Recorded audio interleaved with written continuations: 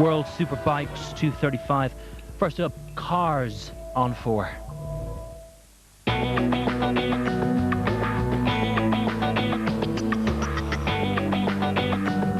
Late Night Sport on 4 is sponsored by 888.com, the world's online casino and poker room.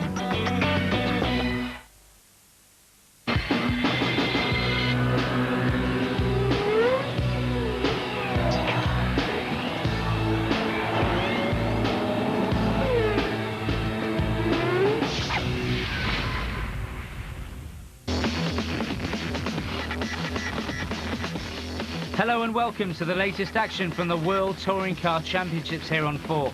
My name is Rob Williams and I'll be guiding you through all the action.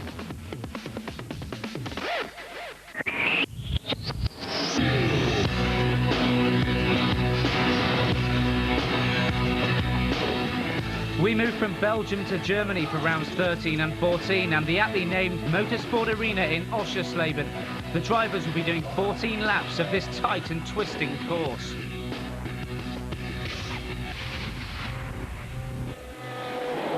Before we start the action, let's take a look at the standings. Dirk Muller leads the Drivers Championship from Englishman Andy Priaulx in 3rd and James Thompson in 6th. It's very tight at the top though. In the manufacturers, BMW have a narrow 4-point lead from Alfa Romeo. Here's how qualifying went with Martin Haven.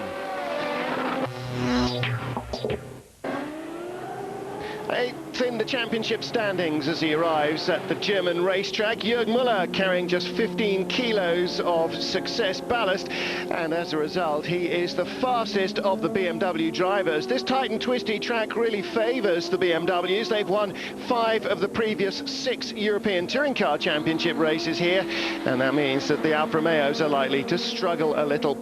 Well, Jürgen Müller set the fastest time of all, but because he got a 10-spot grid drop as a result of tangling with Augusto Farfus in Spa, it's the second quickest man, Britain's James Thompson, who actually will start on pole. Alongside him will be Farfus. He was excluded from Spa, but there is no knock-on effect on his grid position here. Alfa Romeo wisely deciding not to challenge that. He takes the points loss at Spa to race free here. Dirk Muller, the championship leader with 60 kilos of ballast, as do main rivals Fabrizio Giovanardi 2nd and Andy Priaulx 3rd. His aim to keep in front of both of them, he half manages that. He'll start 9th, which is 8th as Jürgen Müller gets dropped down the order. But Fabrizio Giovanardi is only 12th. Andy Priaulx, however, is the best of the BMW drivers on the grid. 4th quickest in practice. He will line up in 3rd position. Ricard Rydell going well, best of the Seats. They won their first ever race here last year. And the best of the Chevrolets, Alain Menu, who was in 13th place behind Giovanardi, but was in the points last time out at Spa. So it's Thompson who'll start from pole.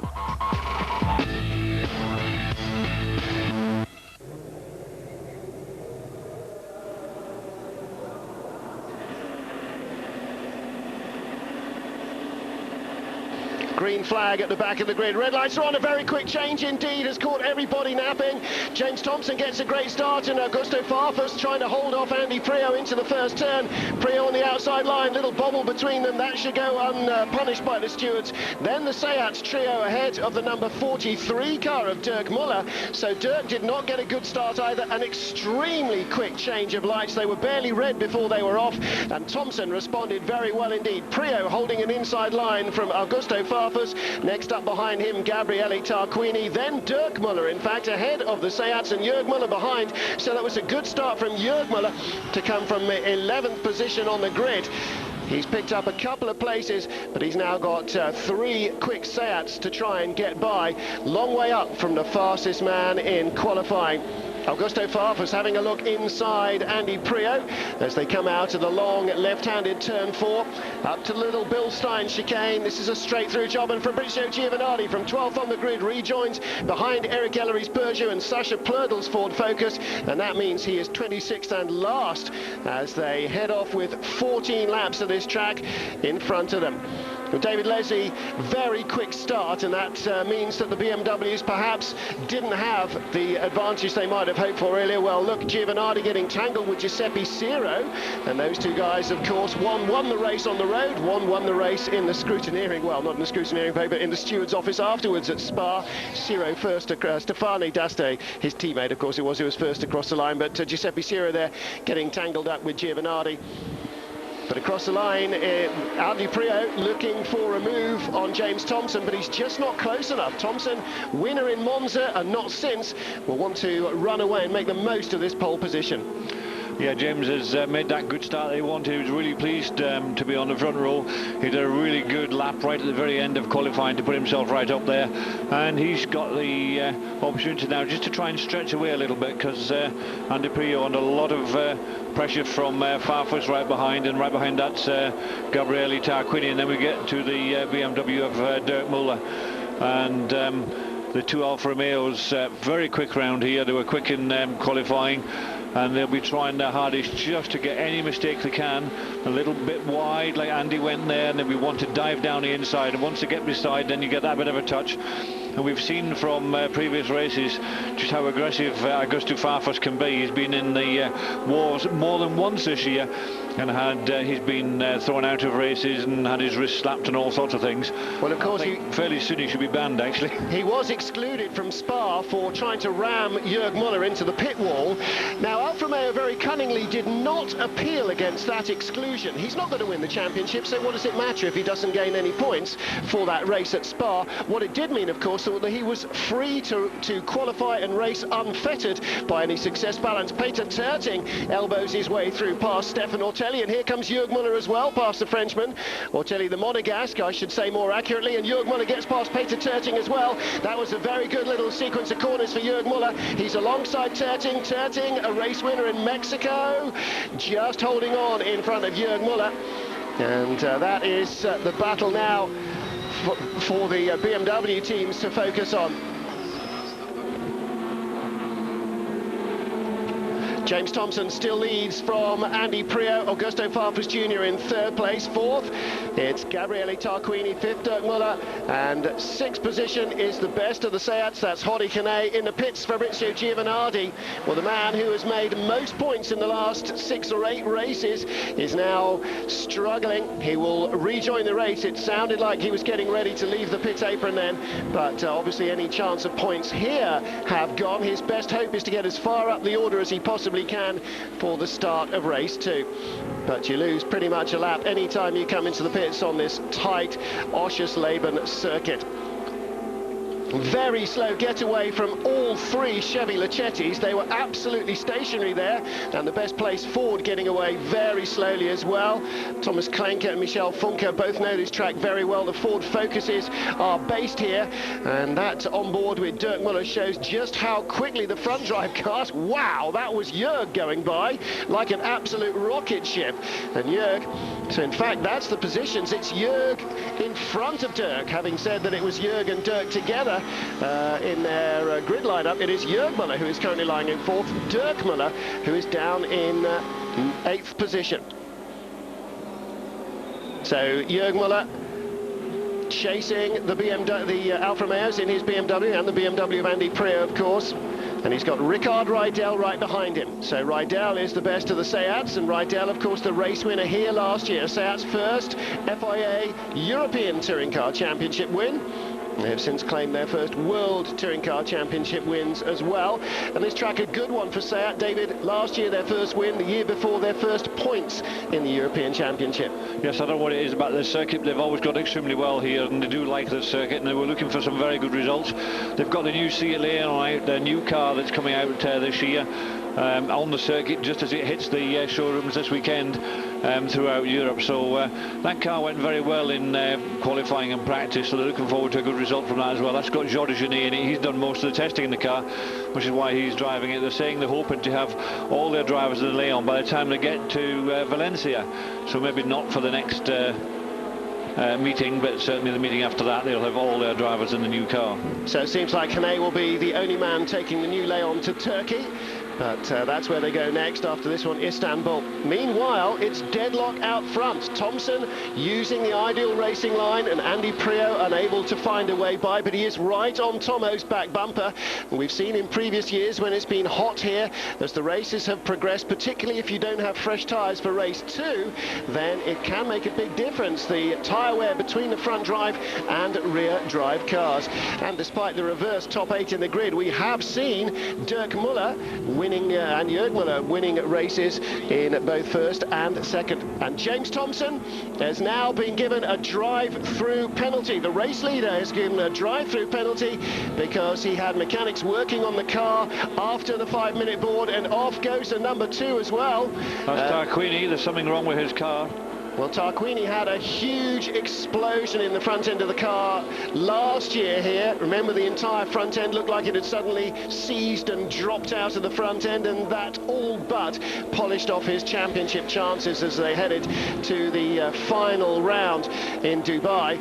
But it looks as though Thompson is also going to be taken out of this one, and that's really bad luck for Tomo. It looks very bad news for Alfa Romeo altogether in this particular race, because you've had Giovinazzi off at the very beginning with an argument with the BMW. Now you've had a problem with Tarquini, who's dropped right back down for some reason. He didn't just get wide and go to the grass. It didn't look as though that was all that happened. It looked as though there was a problem. We've heard also that Thompson must now go in for a drive-through penalty. So the only Alfa Romeo left up front is Augusto Farfus. And when Thompson goes in, that's going to leave the BMW of Andy Priaulx in the lead, with Farfus all over him.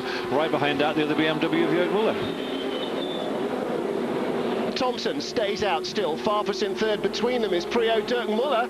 Now that will all play nicely into his hands as well, but it's confusion and chaos on the pit wall. Monica Sips there in the white jacket. You can see she's the Alfa Romeo racing team boss, and her two major point scoring stars, Giovinazzi and Tarquini, her 2 championship hopes, are out of the points here. And Thompson, the race leader, that's going to be taken away from him as well. And even worse than that, it's BMW that will benefit from it, not somebody in a Seat particularly.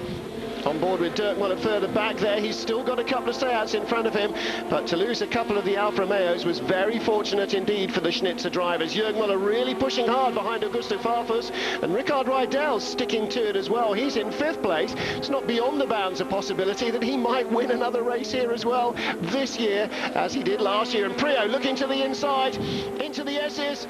Well, he was half alongside, and it doesn't seem to be any damage there. Both cars stayed on the island, but that was a very definite effort, and Farfus having a go. Now Priaulx must be getting very annoyed, because Farfus is looking very aggressive behind him. The RBM team know that Thompson needed to take the penalty. Tomo has now pulled off, so Priaulx leads across the line this time, but with Augusto Farfus under increasing pressure from Jörg Muller, this could turn out to be a very good race indeed for Jörg. From 11th on the grid, I don't expect he will have been thinking he would get onto the podium. Hoping yes, thinking maybe not. Yeah, that's the Seat. Look at these Seats. They're in 4th and 5th place. Not that high up on the grid. Only one car was really right up there. But all of a sudden, this circuit has been so kind to them in the last couple of years. They are back there, and you can see Tomo there coming out of the pit lane, but just lost so much time. He'll be down in 20-something position. All he can do now is keep on going and try and make something out of the second race. But his race, as far as race 1 here is concerned, basically it's over for any point scoring chances. Half the top 9 cars are now Seats. That's pretty impressive stuff. All the Toledo Sports ahead of the new Leon of Horikene, which is a bit of a disappointment for him, because he thought the car was a big step forward. He did say you lose a little bit of the balance here, because it's got very different aerodynamics from the Toledo that they're used to, the booted 4-door saloon, and they just really haven't quite got it all sorted out. But you have to say you're quite impressed, because you know, up till now it's always been the BMWs and Alfa Romeos that have been really on top of this championship, but the Seats just sort of nibbling away at the back of them, and the Seats still are nibbling away, but they're right there, you know, they're right behind that BMW of Jörg Muller. And then here we can see from the new car, the new Leon, looking forward to the new entrant to the championship, Stefano Telli for Seat France. He's come in to try and help the Seat team gain as many points as possible for the Manufacturers' Championship, and he's right up there mixing in with the big boys. He was very worried when he came to this championship. He's joining in the middle of the season. He knows everyone else is experienced, and he knew he was the new boy and he would have a lot to learn. Yes, he's a very experienced driver. Yes, he knows a lot about sports cars, but does he know anything about touring cars? Peter Terting goes inside Rickard Rydell, the two Seat race winners, wheel to wheel. How will this one pan out? Rydell hits him, Terting on the outside line as they get into the long left-hander, and that one, no change there. So Peter Terting and Rickard Rydell banging wheels as they battle for fourth place. Rydell robustly holding on there. If anyone's going to win here for Seat, he says it's going to be me, not you, young man. Rydell, the experienced stager, double British touring car champion, and Peter Terting, very much the new boy. Yes, as you said, in the Oreca Run Seat France entry, although he's a very experienced GT driver, it's a decade since Stefan Ortelli raced in Super Tourism for the Oreca team. All running wide there ahead of Hodi Kane in the new Leon, as Farfus desperately blocks Jörg Müller. No more is he trying to get behind. Farfus really out of shape there. Jörg will be all over him on the run up to the final corner. Into the S's, Farfus only just holding on. Müller getting increasingly desperate to find a way past. The Brazilian very obdurate in his blocking techniques and his defensive racing, as aggressive as he is in attacking people, quite happy to use all the bodywork. And that's allowing the two Seats right out to the back of Jörg Müller's BMW.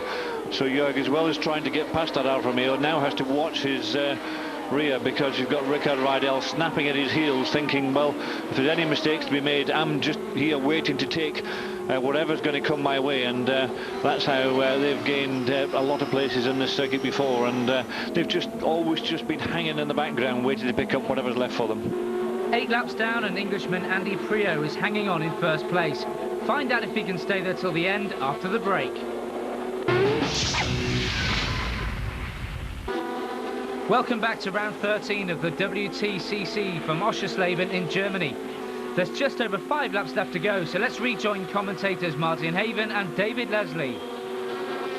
Augusto Farfus outbreaks himself under pressure. Jörg goes through, Rydell goes through, Terting goes through, and so too does Dirk Müller. And coming alongside him is Stefan Ortelli in the blue Seat with a yellow broad stripe down the centre. He's got by Farfus as well. A monster lockup from Augusto Farfus, David. He must have utterly caned his tyres, or something's going wrong. And here comes Rydell. Rydell's looking for the win inside Jörg Müller. He goes up to second, nudges Jörg out wide. Peter Terting's trying to come through, and Dirk Müller, the points leader, is right behind. Schnitzer BMW's on the inside of Terting, and this is a great chance for Dirk Müller, and he'll be making his car as one with Jörg's. Peter Terting is eased out on the outside, but again, he was trying to defend the indefensible there. He's on the inside, up to the S's, and again, despite contact with Dirk Müller, Dirk holds his line, goes through to 4th position, but Terting is right behind him, pushing him, trail braking into the corner. Fantastic action, and this is absolutely no quarter racing. 2nd, 3rd, 4th, 5th, 6th, 7th, all together. Andy Priaulx, though, David, making his escape out front. Absolutely vital for Priaulx. It is. He needs to try and get away from the two Works BMWs. He's managed to get himself a bit of space, but now up in his 2nd place is Rickard Rydell, and then you've got Jörg followed by Dirk. Dirk remembers the championship leader. Jörg was the guy who was quickest in qualifying, but lost those 10 places due to a suspended sentence coming into play. There's Bart Mampai, the RBM team boss that runs the BMW Team UK car of Andy Priaulx, and hoping against hope that, unlike at Silverstone when Andy was romping away with race 1, nothing mechanical intervenes. Then it was a puncture, and now he will hope that the car runs cleanly towards the end of the race. 10 laps completed. There's the Peugeot 407 of Eric Ellery, who was in 24th place out of the 28 cars, and he has pulled off quite clearly there on the side of the track. So Priaulx is running away with this.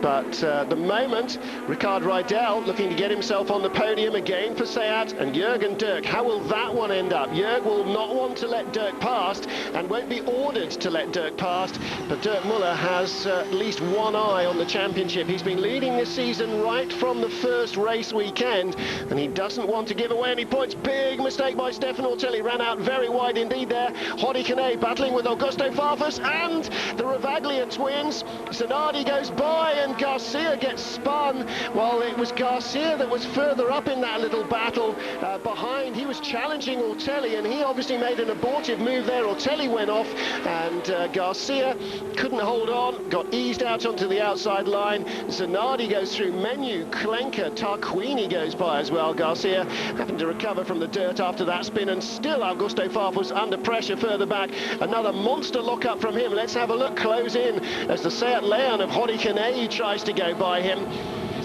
And then Zanardi, rather, as we see the replay of Garcia going round behind Zanardi.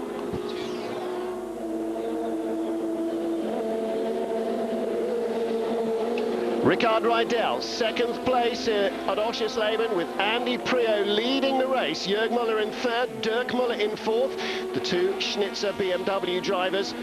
And David Leslie, this is, even though he said he didn't think he would win, he just wanted to get ahead of Priaulx and ahead of Giovanardi. For Dirk Müller, not a bad race. Hasn't got ahead of Priaulx, but then with Priaulx on third place on the grid, he would not expect to. With Giovanardi starting behind him, he would have hoped to hold off Giovanardi at least. And at the moment, I think with fourth place, he's got to be pretty happy with race one so far. I'll give him a few more points back to try and help close that little gap. Yes, it'll be a different story in race 2 when the grid is reversed, and then you'll see Jürgen Dirk starting in front of Andy. But in between them at the moment is still Ricard Riedel. I said that the two BMWs would catch Ricard. They are slowly doing it. They are catching him all the time, and they will be on his boot lid. But there's 2 laps left to go in this race.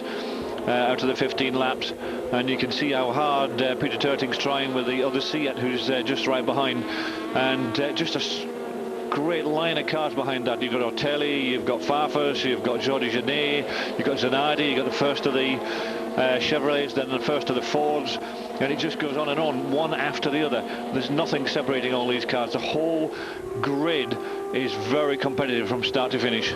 Top independent at the moment, Tom Coronel. Fastest independent in the morning warm-up, his GR Asia teammate Vali Makala.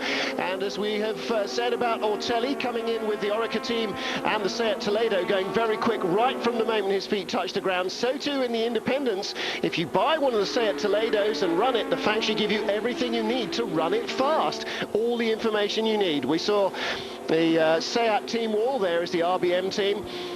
And Jaime Puig with Ricard Riedel in second place, and with half of the top 8 all Seats. Well, Haudicane at the moment lining up 8th place with the last lap coming up now, and that means that he will start from pole position if nothing changes for the second race.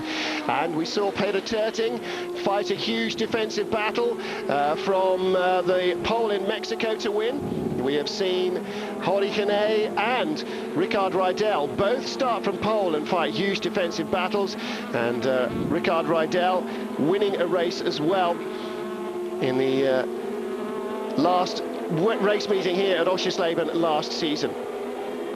Well, Andy Priaulx out front. Halfway round this final lap, it looks like little is likely to change now after the heart in the mouth opening half dozen laps. It's just settled down a little bit. And Ricard Riedel is not the sort of man to give away a second place in any race under pressure. Doesn't matter if it's a saloon car title decider or a no-comment Scalextrics race in somebody's lounge. He still wants to win it. It doesn't really matter. Riedel second, Jürg Müller third, Dirk Müller fourth, and I don't see that changing either. Fifth, Peter Terting, sixth, Stefan Ortelli, seventh was Augusto Farfus. He's now been passed by Haudicane for seventh, so Farfus may start 8th and on pole unless Alex Zanardi can get by him on this final lap to claim a pole position for himself, and that would be a great boost for the team as well. So Andy Priaulx comes out of the final corner to win race 1 at Oschersleben. Ricard Riedel in second position, the Müllers third and fourth, Peter Terting fifth, Ortelli in 6th, Hannay in 7th, and couldn't quite see who came across the line in 8th place there. Confirmation then, Alex Zanardi, it does get by Augusto Farfus to start on pole position from Hori Hannay. Stefan Ortelli, Peter Terting will be row 2. Dirk Muller, Jörg Muller, row 3. Ricard Rydell, Andy Priaulx, row 4 of the race 2 grid. As they come into the pit lane, Augusto Farfus will start 9th with Thomas Klenker alongside. Menu potentially 11th with Michel Funkersford alongside. Then Gabriele Tarquini 13th place. But the real big question mark is what happened to the other Alfa Romeo, Fabrizio Giovanardi. 2 laps back, shown 26th across the line. Andy Priaulx, the race winner, has closed 5 points on championship leader Dirk Muller, who came across the line in 4th place. He moves ahead of Fabrizio Giovanardi, back up into 2nd spot, and Giovanardi, Tarquini not scoring strongly. Ricard Rydell does, though, moves ahead of Jörg Muller into 6th position in the championship with his 2nd spot. Jörg Muller in 7th spot after taking 3rd. Really pleased for the team, RBM, who've done a great job. The new chassis is really suiting my style, and I'm really happy to have 60 kilos and to win. I didn't expect it. I thought maybe this year it's possible not to win any races, but I'm really happy to have at least one in the bag. So Andy Priaulx on the top step of the podium for the first time all year. Ricard Rydell close to a win as well in the Seat in 2nd spot.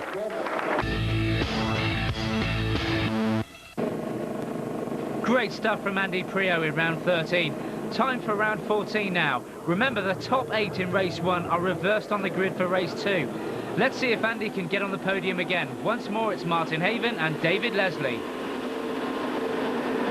Away they go, a slightly longer start hold than the last time, but here come the BMWs, the 2 Mullers, and with the blue flash on it, Andy Priaulx in the BMW Team UK car gets ahead of Terting, gets ahead of Rydell, and Terting turns around Ortelli, and they're both off in the gravel. They will rejoin undamaged. So Zanardi leading then, looking back from 3rd place it is for Hori Hannay. Mark Enrici and Adriano Di Michele, 1 and 2 in the Independence Trophy in race 1 are off, and off 2 goes Rydell, and around again goes Ortelli. He's having a tough time of it in that car. He's got the Alfa Romeo magnets fitted for this race. He gets turned around by none other, of course, than Augusto Farfus Jr. Looking back there from Giovanardi's car, he's picked up 2 places off the grid. And Priaulx in behind the 2 Schnitzer BMWs. That's Tarquini. And he's coming up the order, David Leslie. And we've got Menu right behind him as well, so really the grid has changed around quite dramatically from the beginning. Zanardi got away, he's got his lead. BMW, one of the Mullers in 2nd, then you've got the Seat de Genet off the front row in 3rd, then you've got the other Muller, then you've got Andy Priaulx, and then what looks like Ricard Rydell after that. So quite a quick change around. We can see the rest of the cars filing through here. Quite a lot of vintage the first couple of corners when you've seen a couple of the independents go off, and then Ortelli get half turned around already. There's Rydell right behind Andy Priaulx. But he's got Augusto Farfus coming up alongside him, and that's never a good thing. Gabriele Tarquini further back. The 3rd Alfa Romeo is that of James Thompson. And I can't see Giovanardi in the pack. I wonder if Giovanardi's been nudged off. No, he is in there somewhere, and Farfus and Rydell get together. Farfus came around the nose of Rydell. That was good, aggressive driving, and reasonably clean as it goes. Now, which of the Mullers is where? Timing and scoring is frozen again on us, and that looks like the 43 car up front, and that would be Dirk Muller. So after the first lap, Alex Zanardi leading the BMW 1, 2, 4, 5. Only Hori Hannay in the new Seat Leon in the middle of BMW top 4. And Hannay, rather than dropping back to 4th and 5th place cars, is looking to take 2nd place back. This is very impressive, very aggressive racing from Hannay. He knows he's got a lot of grip here. He may not have ultimate straight line speed, and that might hurt the new car when they get to Istanbul, but he has got a lot of grip here, and he is chasing Dirk Muller. Here's the onboard camera with Hori Hannay. That is Dirk Muller's 2nd place BMW in front. Jörg's got his hands full of Andy Priaulx, 42 Jürg Müller 1, Andy Priaulx, they're 4th and 5th, and Fabrizio Giovanardi's weekend goes from worst to the most bad it could possibly get. Turned round in the S's, bang, that is a big impact. And that has just destroyed the nose of the car. And for second place, Horry Kane has outbraked and passed Dirk Müller. That's Jürg Müller. That's Jürg Müller. That is Jürg Müller. Dirk outbraked himself then. He's down to 6th with Farfus alongside him. The championship leader escapes the contact with the Brazilian. Well, we need to see that again, because that was Horry Kane, well, now being pushed back down to 3rd by Jürg Müller. Andy Priaulx still in 4th, but Farfus is making his way up the order as others fall by the wayside. Ricard Riedel in 7th position now. Just such a close battle here. This is real staring in the eyes, knife fighting, no rules barely. It's just very, very close indeed. Onboard camera with Thomas Klenker. And that is the Alfa Romeo right in front of him of Thompson.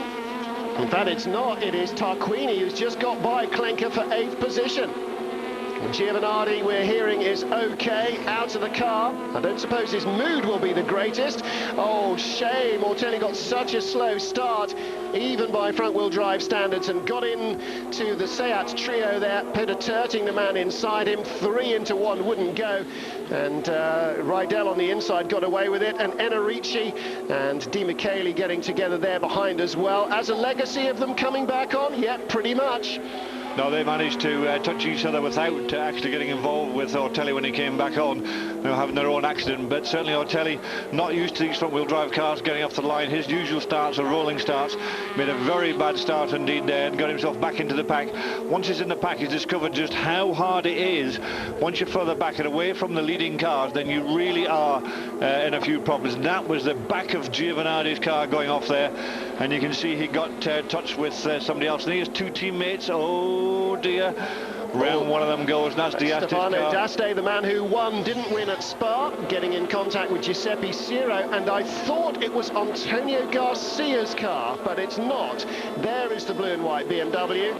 But even after all those incidents, you can see all these Is that cars. Thompson with a puncture? Right front puncture for James Thompson, I think, dropping down the order, and again, more contact. Well, that is the big problem with contact here, is it punctures tyres. Giovanardi is livid. Fabrizio Giovanardi's car being, well, substantially injured there by the marshals trying to turn away. He's livid with them. Dust being thrown up everywhere around this Oschersleben track. Alex Zanardi still leads from Jürg Müller. And then it's Horry Kane in 3rd position. Great racing from Kane, who started on 2nd spot with Zanardi on pole. Tarquini sideways through the S's there as he tries to move up the order. There's a massive group of 5, 6 of them at the big, right at the front, and another 4 immediately behind that. And they're all queued up behind Zanardi, trying desperate to move up past each other, all needing to get to the finish to score points, but all needing to get past each other as well. Well, with Kane, we were looking back there at 4th placed race 1 winner Andy Priaulx, even as Kane was looking to the inside of Jürg Müller to try and get inside Jürg for 2nd position.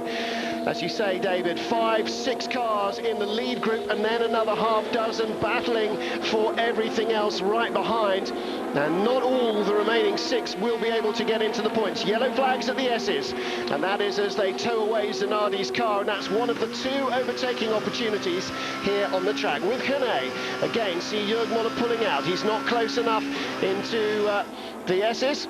That's the Bilstein chicane we were seeing. There's Peter Terting already out of the race with team boss Jaime Puig on the pit wall. So no win here for Peter Terting. And further back, the Seats in the thick of it. There's Tarquini. Tarquini ahead of the number 8 car of Riedel.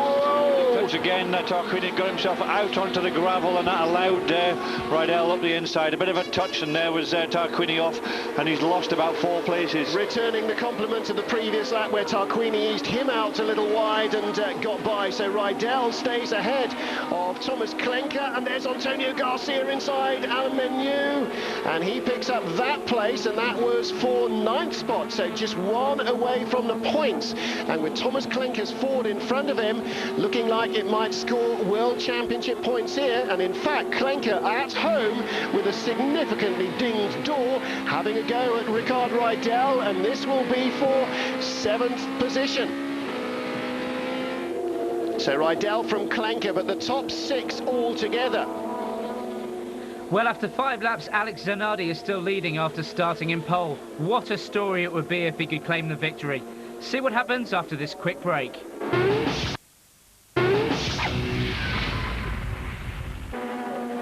Welcome back. Round 14 at Oschersleben, and Italy's Alex Zanardi is still leading with 8 laps left. Nobody would begrudge him his first WTCC victory. Let's find out what happens with Martin and David. Lots of BMWs up here. You got 1st, 2nd, 4th and 6th. You got 4 out of 6 of them BMWs. So that's quite a lot of team effort they've got in there to try and make sure that they do extremely well in this race. But you can see Andy Priaulx really hanging in straight in the back of that Seat there, desperately trying to get a slipstream to try and dive down the inside. There he goes, offline right down the inside, trying to get past that Seat. Doesn't quite make it. That slows the two of them down a little bit and lets the front couple away. And Augusto Farfus closing up on the back of Andy because of that move. Well, Alex Zanardi still holding off Jörg Müller, and Müller knows this track very well indeed. He's won on this track, and he has raced extremely competitively on this track as well. And with one of the lighter cars in the front group, he is desperate to try and get himself in some way, shape or form back into some kind of championship contention. It's not all over as far as he is concerned, not until he is mathematically out of reach of the championship leader, and that he is not yet. Looking back from Horikene at Andy Priaulx, they are 3rd and 4th. Well, Priaulx would love to step on the podium for a 2nd time this weekend. Any more points he can get away from Dirk Müller, the better. They are currently separated by 6 points. It was 11 coming in here, and if he can finish another couple of places ahead of Dirk Müller, so much the better. Whittle down the championship leaders' lead. On board in the 14 car of Thomas Klenker. All over Ricard Rydell for that place, and Dirk Müller dropping away a little on his own. 60 kilos of success ballast, but then so is Andy Priaulx, and Priaulx's able to lap a little quicker, David. I wonder if Dirk Müller's got more of a worry with regards to the car. I think Dirk's having a bit of a worry because he's dropping away from Augusto Farfus. And Andy there got that move. He came out of the last corner a little bit quicker, got up beside the Seat and moved himself up into 3rd place, and that'll give him an extra couple of points away from Dirk Müller, but hopefully now he'll be able to move himself forward from that 3rd place and move closer to Jörg Müller, who's in 2nd. And I think it's fantastic that Zanardi's been able to hang on there into that 1st place. Round 14 of the World Touring Car Championship from Oschersleben, being led by Alex Zanardi. He's easing away from Dirk Müller, the championship leader, who is back down in 6th place. Between them, mainly BMWs. Jörg Müller lies 2nd. Andy Priaulx lies 3rd, the race 1 winner. 4th place is the Seat of Horikene, the new Seat Leon. Not going to have a win, it seems, on its debut.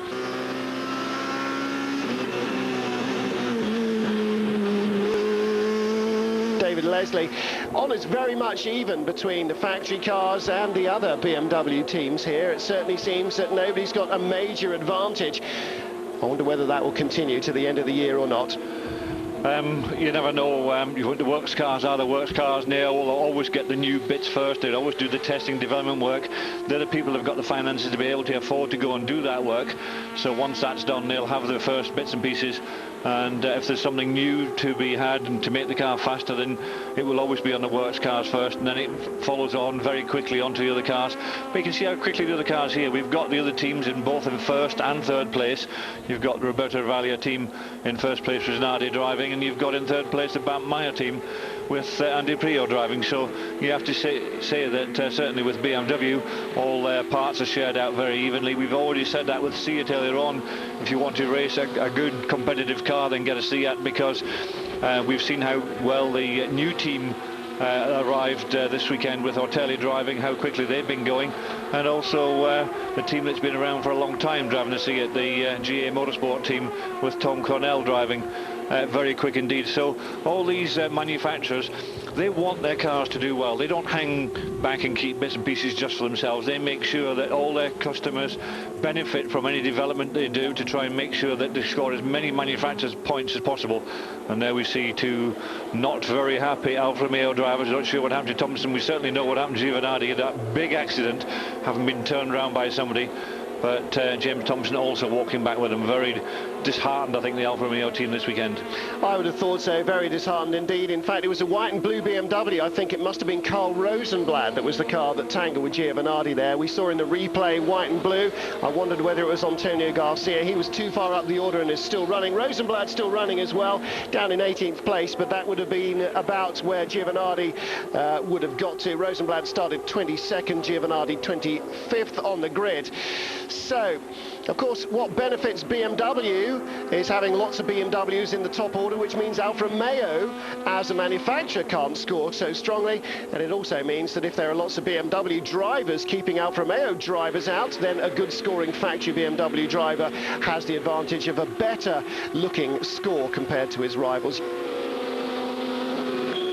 No, he's certainly struggling. I don't know why. We did see him going backwards quite early on, and he's still going backwards. And just there we see Klenker coming back out of the pits. He's been in the pits for something. He's kept out of the way when he came back on and let the race go ahead with all the leading contenders.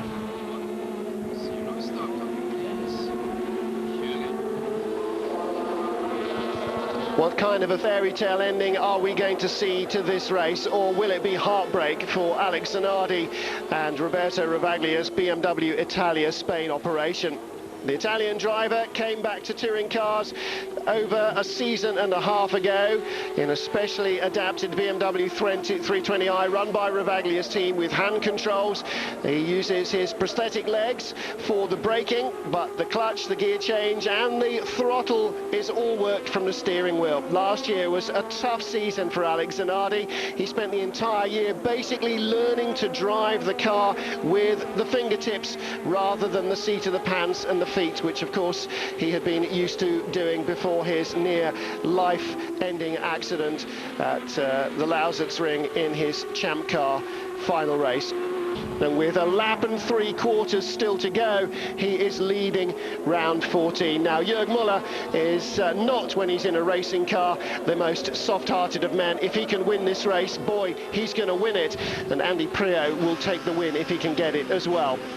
But when they're standing on the podium, there won't be a single person that regrets if Alex Zanardi wins this race. No matter what else happens, it is just one of those stories that will be so personally important to every member of the paddock, as well as every fan who knows Zanardi's story, that I don't think anybody could possibly begrudge him a win. Certainly it looks sure that he will get a podium, as he should have had at Imola, barring the attentions of Augusto Farfus in Aqua Minerale, who decided that if he couldn't pass, he would punt. And as they come round towards the end of this penultimate lap, Jörg Müller is as close as he's ever been behind Alex Zanardi, and as I suspected, showing no signs of letting Alex have a comfortable romp to the flag. Every racing driver wants to win every race, and you never give up trying to do that. And of course, Jörg Müller much better placed in the run for the championship than Zanardi is, and he would like to stay that way. Andy Priaulx in third position, and if he can just finish there, a win and a third here at Oschersleben, well, that will really help him, particularly given that Dirk Müller is down in 6th place, and that should bring them, David will do the maths, but almost level in the championship. Dirk Müller dropping away again from Augusto Farfus, but is that Thomas Klenker or Michel Funke's Ford that we saw between them? Maybe Klenker got by. Last lap anyway for Zanardi. We'll deal with that after the flag. Coming up towards the Bilstein chicane, they flick through here, over the left curb, over the right curb, and 2 more genuine overtaking opportunities remain. Jörg Müller showing the nose to Alex Zanardi. Well, we saw in race 1 that if you hold your line in here, it's very hard to be passed, but a big lock-up for Zanardi. He runs in deep, and that might give Jörg Müller the run to the final corner. One long right-hander after turn 8. Müller's around the outside, Zanardi on the inside, Müller's on the grass, Priaulx's going for the win. There is no emotion until this race is over, but there will be mighty emotion surely, and I can't believe it. After a dramatic last couple of corners, Alex Zanardi will win round round 14 of the World Touring Car Championship at Oschersleben. Absolutely mentalism breaking out. Roberto Ravaglia there, and Umberto Grano, European Touring Car champions both, and a World Touring Car title to Roberto Ravaglia's name. They have spent 3 years racing in this championship fruitlessly, and now here in Germany with BMW motorsport boss Dr. Mario Tyson on hand to see it, they have won not a European touring car race, their first World Touring Car race. And well, there you go, Mario Tyson moving down from the Schnitzer garage wall pretty quickly after that final corner sort out to congratulate Roberto Ravaglia and the team. And Alex Zanardi, well, another chapter in an already quite astonishing human interest story of Alex Zanardi. He wins here. So a very emotional weekend for Zanardi, for the team, and across the paddock. There can't be a single driver that would have denied him that win. So that's how they finished, and that means that the Drivers' Championship is now very tightly poised. As Zanardi claims maximum points, Priaulx scores well and moves to within 1 point of Dirk Muller. Giovanardi drops to 3rd. Jörg Muller moves up to 4th position. And it now looks as if Giovanardi will have to be supported by Tarquini and all the other Alfa drivers for the rest of the season. But this weekend, all about Alex Zanardi. It's difficult to find the right words in moments like this ones, but I had such a nice career, and whenever a driver comes to an end of his career and he's still driving, the young ones, they always think he's taking their place. He should step aside to make room. And I believe in my case, a lot of people felt a little of pity, so that sentiment was not that strong because there was a lot of sympathy with what happened to me. But probably a lot of people thought that I should have retired a long time ago, and maybe I had this feel sometime. And I'm so glad that it finally came my day, and I don't know what to say really. I just want to thank the BMW team, Italy, Spain, all the people, all my mechanics. So after his dreadful accident at Lausitzring in 2001, where he so nearly lost his life, Zanardi returned to racing at the final round of the European Touring Car Championship in 2003 before starting his racing career for full again at the beginning of last year. His best result in last season, 6th place in Dubai. His best result up until now, also a 6th place. It just makes you realise how much of a fighter he is, because the guy's so determined, you know, and to drive in the situation he's in and to still fight like he's, you know, wanting to be the best driver out there is just something I really take my hat off to, because what he did today was what I would describe as sensational. No question about it. Alex Zanardi joined by the BMW fraternity on the podium. He drove a race without any mistakes with the problem he has as a disabled man, and I think this is historical, not just for WTCC, is, you know, for all the sportsmen, all the people which have any problems in the world. They should look upwards. Sun is not going down, and work hard and continue going, and that's what Alessandro did. It was just fantastic for him and for lots of people. Well, everybody has been certainly touched by Alex Zanardi's story, and I know he's given an awful lot of motivational support to an awful lot of people who have had serious injuries. And for Alex Zanardi, a very major step in his incredible rehabilitation story.